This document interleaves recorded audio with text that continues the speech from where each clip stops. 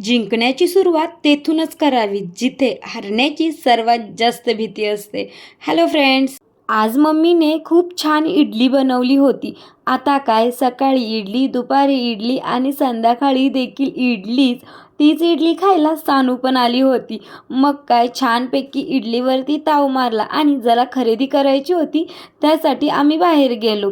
नंतर घरी येऊन पाहतो तर काय, मम्मीने खूप छान छान व अफोर्डेबल प्राईजमध्ये गौरीसाठीचे दागिने आणले होते.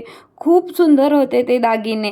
त्यानंतर आज आम्ही इडली घेऊन एका अनोख्या पेशंटला पाहायला गेलो. अनोखं अनोखं हे का, कारण आपण विचार करतो व ते कृतीत उतरतं, हे तर बरोबर आहे. पण आज मी पहिल्यांदा असं पाहिलं की विचार करत होती ती, मी पडेन का ह्या विचारातच ती पडून गेली आणि हात मोडून घेतला. म्हणूनच अनोखं पेशंट. लवकर बरी हो गं बाई, आपल्याला गणपती पाहायला जायचे आहेत. नंतर घरी येऊन एक छानपैकी वामकुक्षी घेतली.